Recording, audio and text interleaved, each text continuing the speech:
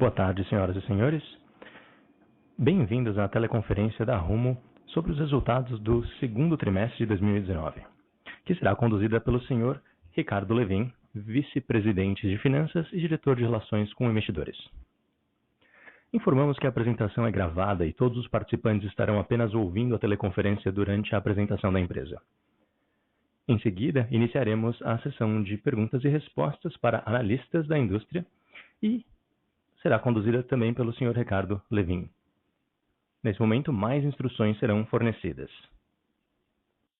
Caso alguém necessite de alguma assistência durante a conferência, por favor, solicite a ajuda de um operador digitando *0.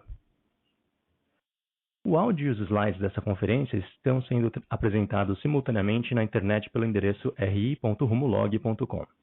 Na plataforma de webcast e no site da empresa pode ser encontrada a respectiva apresentação para download. Antes de prosseguir, gostaríamos de esclarecer que as eventuais declarações que possam ser feitas durante essa teleconferência, relativas às perspectivas de negócios da Rumo, projeções e metas operacionais e financeiras, constituem-se em crenças e premissas da diretoria da companhia, bem como em informações atualmente disponíveis. Elas envolvem riscos, incertezas e premissas e, por isso, pois se referem a eventos futuros e, portanto, dependem das circunstâncias que podem ou não ocorrer. Investidores devem compreender que as condições econômicas gerais da indústria e de outros fatores operacionais podem afetar o desempenho futuro da Rumo e conduzir a resultados que diferem materialmente daqueles expressos em tais considerações futuras. Agora, gostaríamos de passar a palavra para o Sr. Ricardo Lewin. Por favor, Sr. Lewin, pode prosseguir. Boa tarde a todos e obrigado pela presença. Gostaria de aproveitar a oportunidade para agradecer pelo reconhecimento evidenciado no ranking publicado pelo Institutional Investor em junho, no qual a Rumo foi reconhecida entre as melhores nas categorias transporte e mid-caps da América Latina. Outro importante marco foi o reconhecimento da Rumo como parte do índice FTSE4Good, índice que identifica companhias que demonstram sólidas práticas de ESG, ou seja, nos âmbitos social, ambiental e de governança, medidas por padrões globalmente reconhecidos. Antes de iniciar a apresentação, ressalto que, para facilitar a análise, os resultados de 2018 apresentados no nosso relatório de resultados referem-se ao número pro forma, ou seja, refletindo o impacto do IFRS 16 para garantir a comparabilidade das informações. O resumo do impacto em cada linha da DRE está demonstrado na página 2 do nosso release. Vamos iniciar a apresentação a partir do slide 2. Inicio nossa apresentação analisando o mercado neste trimestre, que foi bastante atípico. De um lado, as projeções apontavam para um excesso de oferta de soja em razão dos elevados estoques nos Estados Unidos e de boas safras nos principais países exportadores. Do outro lado, as estimativas indicavam uma retração das importações pela China em função da gripe suína africana. Esse cenário resultou em uma retração do preço internacional da commodity, e os produtores preferiram estocar a soja que não havia sido vendida antecipadamente, ao invés de fechar novas vendas a preço de mercado. Isso limitou as exportações brasileiras e fez com que os volumes de soja da Rumo ficassem praticamente restritos aos que haviam sido contratados previamente para o segundo trimestre. Com relação ao milho, o cenário deverá ser bastante diferente. As projeções indicam que a produção nacional deste ano deve ser recorde, com um cenário de preço também favorável em função da expectativa de potencial quebra da safra americana. O maior estoque de soja também deve impulsionar as importações, que deve alcançar um patamar recorde. Essa combinação de fatores favoráveis já pôde inclusive ser percebida no mês de junho, na Operação Norte. No próximo slide, vamos falar sobre os volumes transportados. Os volumes do segundo trimestre de 2019 cresceram 7,1%.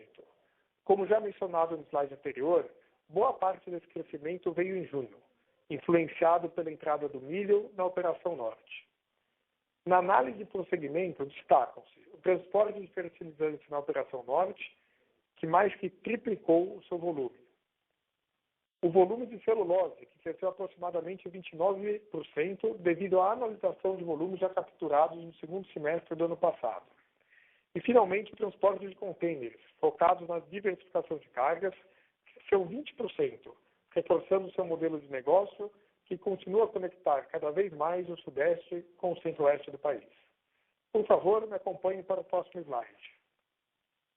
Neste trimestre, o EBITDA da Rumo cresceu 1,9% contra o ano anterior e a margem consolidada alcançou 53,4%.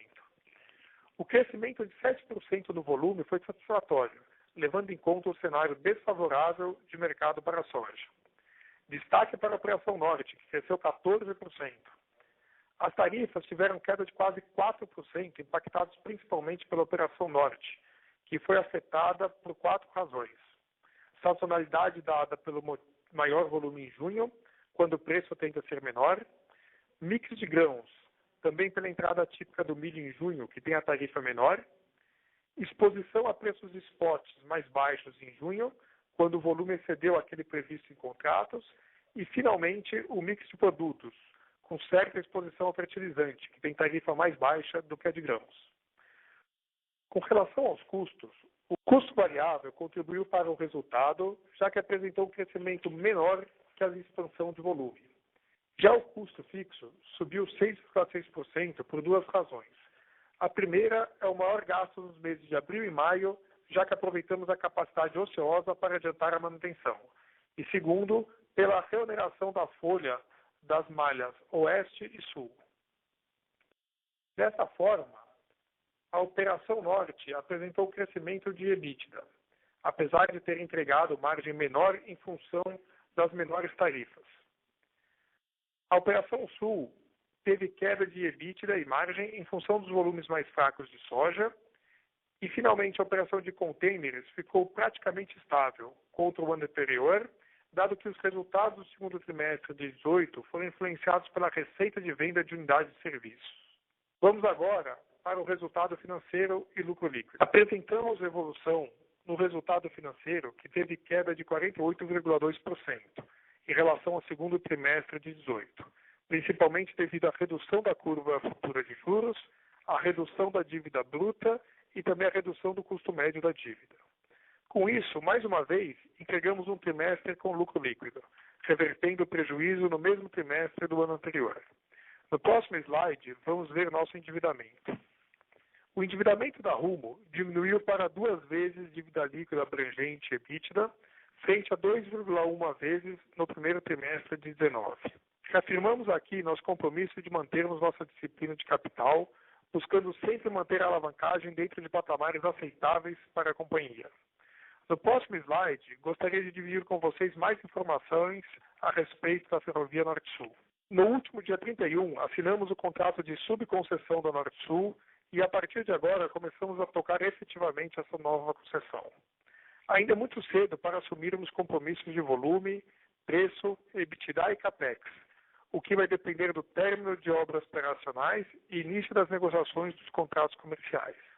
Porém, gostaria de dividir com vocês um pouco mais de informações sobre a dinâmica do mercado.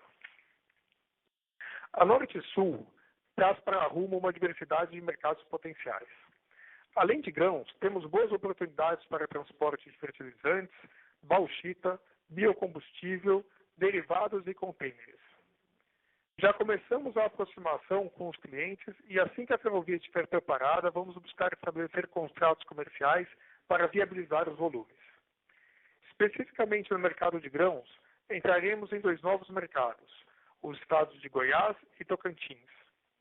Assim como em outras cargas, é cedo para falarmos sobre o nível de market share que temos no futuro, mas podemos avaliar o potencial do mercado segundo dados reais de exportação em 2018 e sobre as estimativas do Ministério da Agricultura. Em 2018, esses 2 estados exportaram aproximadamente 13 milhões de toneladas, volume que pode chegar a 25 milhões de toneladas nos próximos 10 anos. Temos um mercado promissor para grãos e outras cargas que hoje não têm acesso a uma ferrovia eficiente. Como diz nosso slogan, somos o Brasil em movimento e iremos fazer por Goiás e Tocantins o mesmo que já fazemos pelo Mato Grosso e outros estados. O foco agora é tornar a malha operacional e, para tanto, faremos investimentos necessários sem necessidade de alteração do nosso guidance de CAPEX de longo prazo, que é de 13 a 15 bilhões de reais, divulgado em março deste ano. Reitero que continuaremos comprometidos com a disciplina de capital e constante busca por eficiência. Termino aqui a apresentação reforçando o nosso compromisso com o plano de negócios da companhia, focado no aumento de capacidade e na melhora de eficiência, tendo como princípio fundamental a segurança. Assim, pretendemos acelerar o crescimento do nosso negócio, conectando ainda mais regiões produtoras com o mercado externo, além de contribuir significantemente para o transporte doméstico com cargas de retorno e reduzindo as emissões de gases de efeito estufas, a partir de eficiência energética e ganho de market share. Tudo isto aliado aos mais altos padrões de governança e sustentabilidade, comprometidos com a rentabilidade e geração de valor para o acionista. Fico à disposição para a sessão de perguntas e respostas. Obrigado.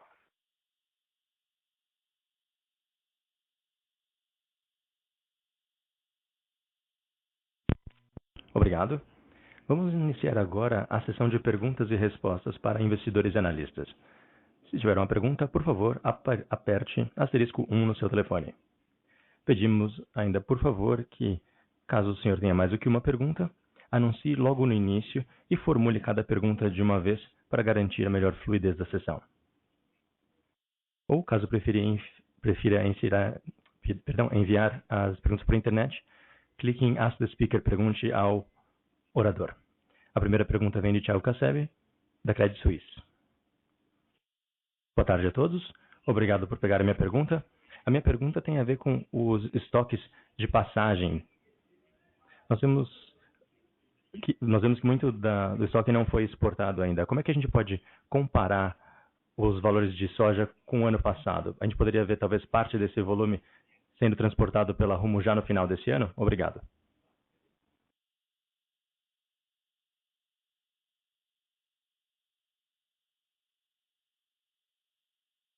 Oi, Thiago. Obrigado por participar do call e obrigado pela pergunta. Ano passado, nós tivemos um estoque pequeno de dezembro a janeiro, devido aos altos preços. Esse ano está um pouco difícil de prever o que vai acontecer. Você sabe que o que aconteceu com o mercado nesse ano está sendo bem explicado no nosso material, mas os valores da soja caíram, então os preços subiram. Os estoques subiram. O que nós estamos vendo agora é um cenário completamente diferente para o segundo semestre, por vários motivos. Entre elas, o que está acontecendo nos Estados Unidos.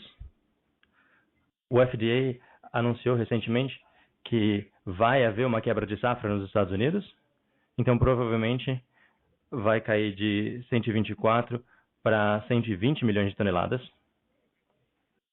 E, consequentemente, nós já conseguimos ver uma melhoria nos preços. Os estoques no final do ano, o que a gente vai ver neles vai depender dos preços e na disponibilidade dos produtores de fazer a comercialização dos seus estoques. Então é difícil prever. Nós talvez tenhamos uma melhoria. Se os preços continuarem dessa forma, nós supomos que haverá uma boa comercialização no segundo semestre. Mas é difícil saber por enquanto. Saberemos mais no final do ano. Muito obrigado. A próxima pergunta vem do Josh Spielberg, do Morgan Stanley. Olá, obrigado pelo call. A minha primeira pergunta é se seria possível uma perspectiva sobre os volumes que nós esperamos ter no terceiro TRI. Nós sabemos que as exportações de grãos são fortes em julho, mas só para saber um pouquinho da previsão que nós temos para os próximos meses do terceiro TRI. E também queríamos entender se, com essa antecipação dos volumes de milho em junho, o que a gente pode esperar, e com a expectativa de julho ser forte também, se a gente talvez tenha alguma falta mais para frente no ano, né? Oi, Josh. Muito obrigado pela pergunta. O cenário de milho, como você disse, ele é bastante positivo. Nós temos informações no nosso site, nós antecipamos uma alta recorde para milho. Esperamos 102 milhões de toneladas, né, de produção, então é um recorde máximo. Nós tivemos um crescimento em junho. E as operações norte já entregaram 127% de crescimento, como publicamos aqui, de volume. E os estoques de soja, aliados com uma boa comercialização com os preços de milho internacionais, e como eu disse, com a quebra de safra nos Estados Unidos, eu já tinha falado do soja também, mas isso também vai acontecer com o milho. 366 milhões de toneladas para 363, né, comparando 2018 com 2019. 366 para 363. Com isso, nós esperamos ter uma pressão bastante grande no transporte de milho, que deve trazer volumes grandes no segundo semestre. Obrigado. Eu suponho que esses volumes fortes se traduzam em um desempenho de tarifa melhor no segundo semestre. Você poderia talvez falar sobre as perspectivas que nós temos para tarifas? E aí eu tenho uma segunda pergunta que eu gostaria de fazer.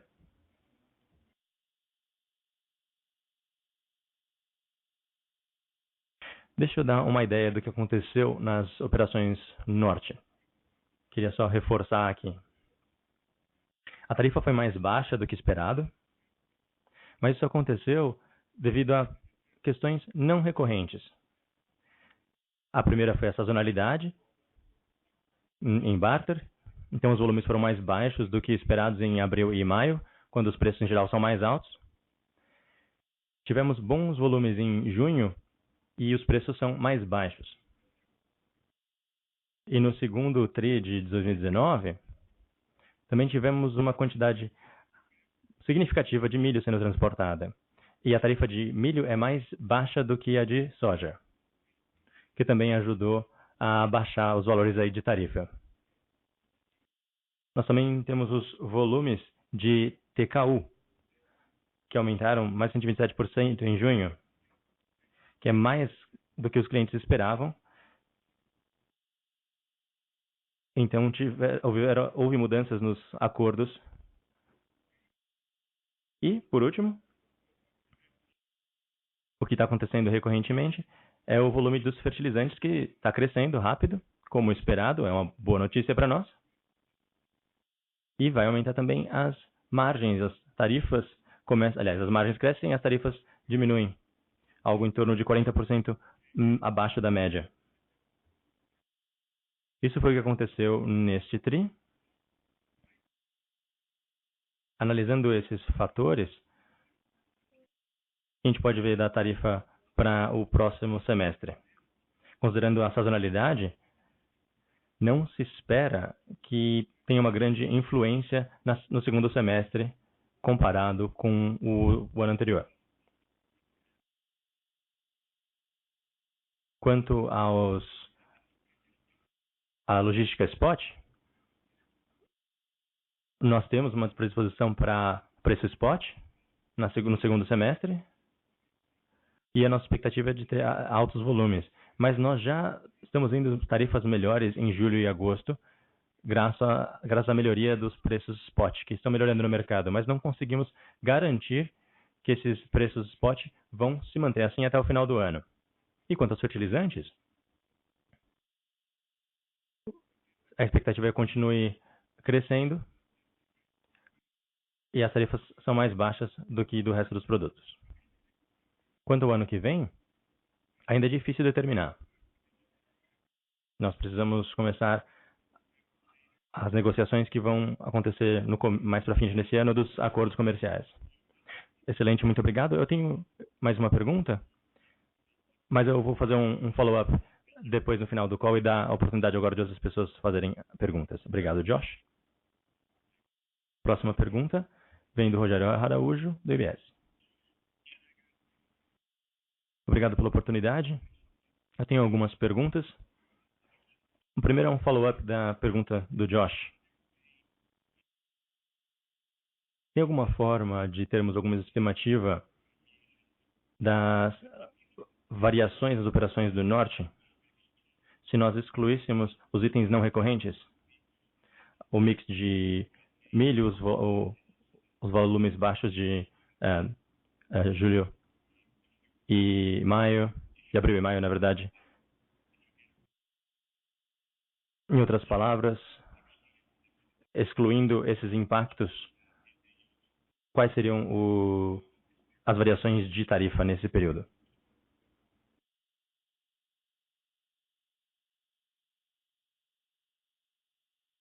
Rogério, uma resposta breve. Não tem razão para não considerar esses itens não recorrentes? Não tem diferença nos números do ano passado, comparando com os números do ano passado, a não ser que os números aqui de julho cresçam. Então não há razão para serem diferentes.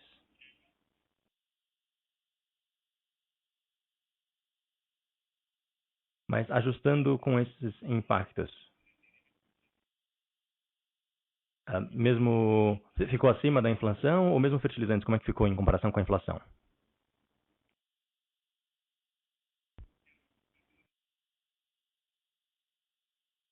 Eles têm inflação no nosso contrato, sim? Existe a influência da inflação. Mas, quando olhamos a média, a tarifa média, não podemos deixar de considerar o volume de fertilizante, que nós dissemos que melhora nossas margens, mas reduz a tarifa. Ok? E a segunda pergunta é sobre a extensão. Tem alguma novidade sobre aquele projeto de extensão? A gente poderia ouvir mais alguns detalhes sobre como a empresa espera que as coisas aconteçam, se talvez com uma emenda de contrato ou existe alguma coisa que vá permitir uma autorização para ferrovias aqui no Brasil, algum projeto de lei. Se a gente pudesse ter algumas informações sobre os desenvolvimentos mais recentes, eu agradeceria. Obrigado. Quanto à extensão, Rogério, a gente tem que lembrar que esse projeto tem fases diferentes, estágios, partes diferentes. O primeiro estágio será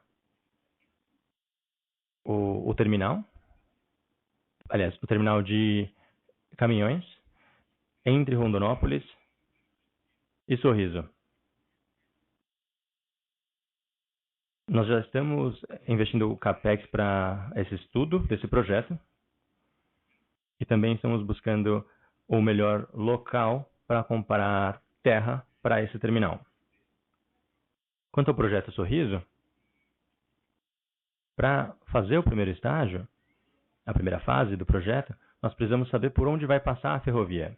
Então, também estamos investindo CAPEX para fazer essa análise da malha.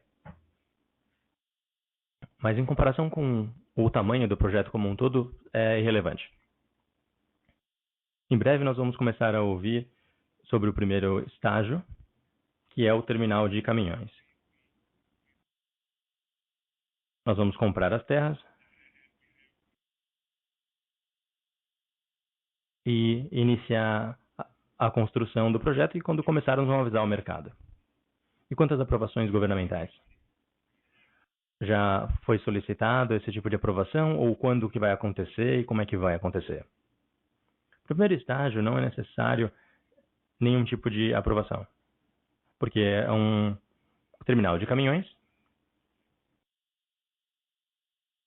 Quanto ao segundo estágio, que é a extensão da ferrovia para Sorriso, precisamos da aprovação da Renew para começar o projeto. Você falou sobre a Malha Paulista. Alguma novidade sobre as expectativas quanto ao cronograma para a conclusão? Quanto ao cronograma, Rogério, eu acho que é, infelizmente, impossível colocar quanto tempo que vai demorar.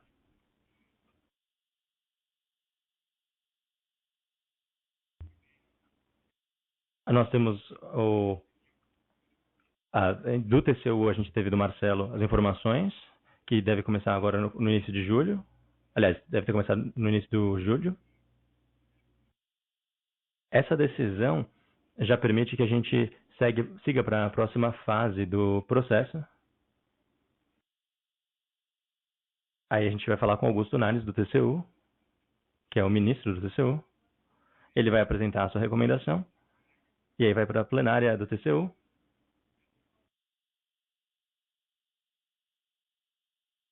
Essa não renovação do Júlio Marcelo não é ruim, porque há alguns casos anteriores onde não houve acordo com o procurador do TCU. O Júlio Marcelo era contra a Norte e Sul. Então nós sabemos quais são os próximos passos. E o ministro do TCU responsável ainda está com essa questão da aprovação. Mas o processo está bastante maduro. O ministro responsável pelo caso conhece o caso. Ele já está acompanhando ele desde o início, que é há vários anos.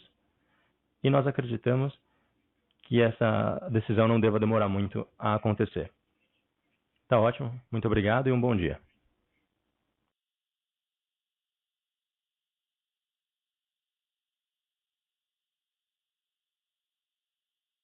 Próxima pergunta. Steven, do Credit City. Boa tarde, senhores, e obrigado por pegarem minha pergunta. Eu estava curioso, e eu sei que você já tem esse plano de começar a operar 120 vagões em vez de 80 em algumas partes das malhas. E foi feito algum tipo de ajuste a esse plano? Ele ainda vai acontecer?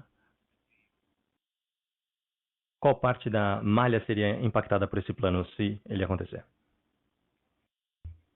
Oi, Stefan. Boa pergunta. Esse projeto é bastante estratégico para a gente.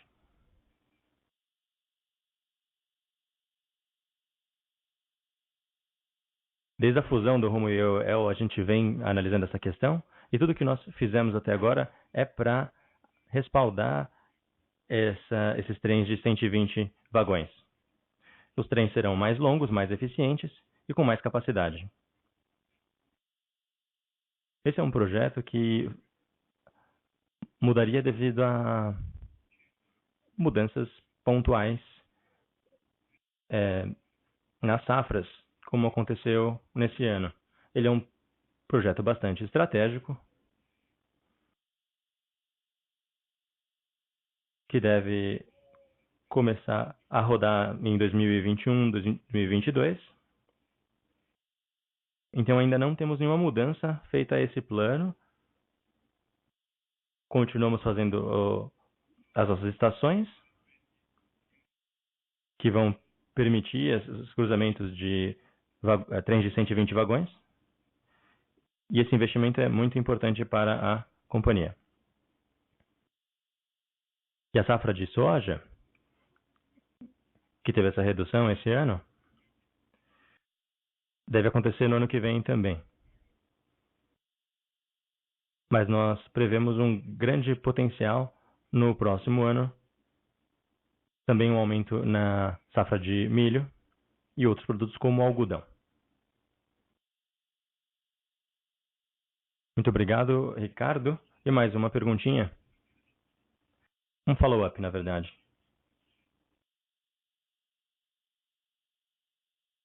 Quando olhamos as tarifas, qual foi a diferença que a gente teve? Qual foi o delta aqui que foi relacionado? aos valores, os números de açúcar tendo reduzido. Voltando à sua pergunta anterior, eu estava tão animado para já responder e que eu acabei não terminando. O aumento em capacidade é de uns 70% que nós esperamos nas operações norte quando tivermos 120 vagões em cada trem. Quanto ao açúcar, a comercialização do açúcar tem sido ruim nesse último ano, mas não afeta o CAPEX. Nós estamos aumentando a nossa capacidade para ter cargas mais lucrativas do que açúcar, como soja e milho. Então a redução não nos afetou. Excelente a resposta. Muito obrigado, Ricardo.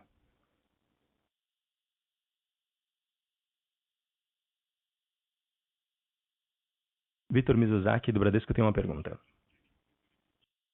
Tenho duas perguntas. A primeira é um follow-up da pergunta do Steven.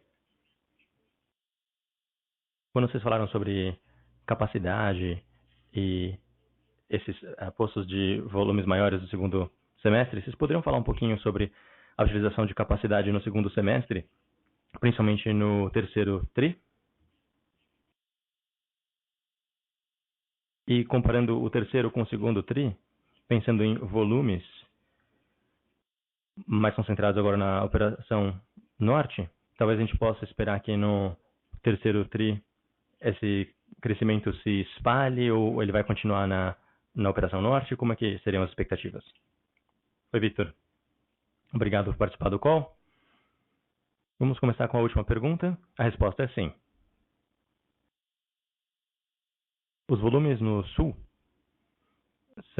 foram piores no segundo TRI porque nós não tivemos antecipação do milho.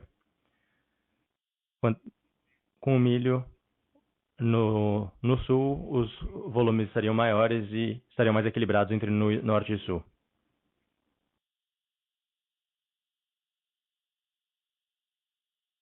Quanto à pergunta da capacidade, no terceiro TRI, estaremos muito próximos da capacidade total. No segundo TRI, em junho, por exemplo, que foi um mês muito intenso, se nós tivéssemos tido mais capacidade, teríamos transportado mais. Então, no próximo mês, com uma boa posição aqui da safra do milho, esperamos estar na capacidade total nos próximos meses. E minha segunda pergunta, pensando nos investimentos, quando a gente vai começar o investimento no Norte e Sul?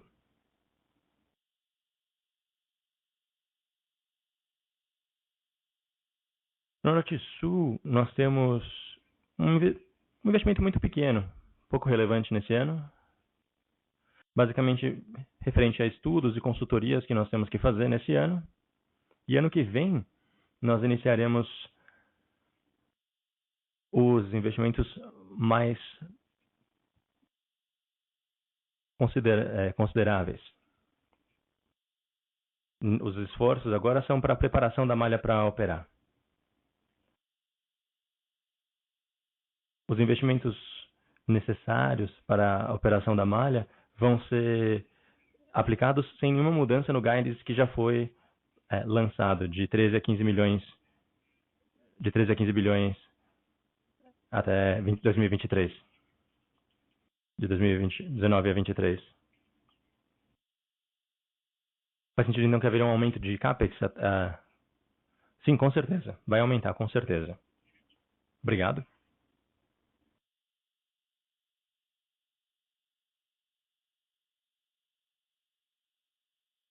Para fazer uma pergunta, por favor, aperte asterisco 1.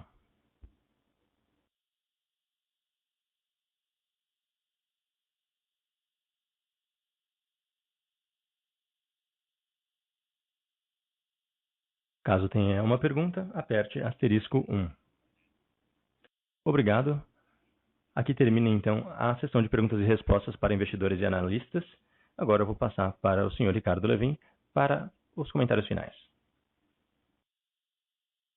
Gostaria de agradecer a todos os investidores que participaram aqui do call e nos falamos no próximo TRI. Muito obrigado.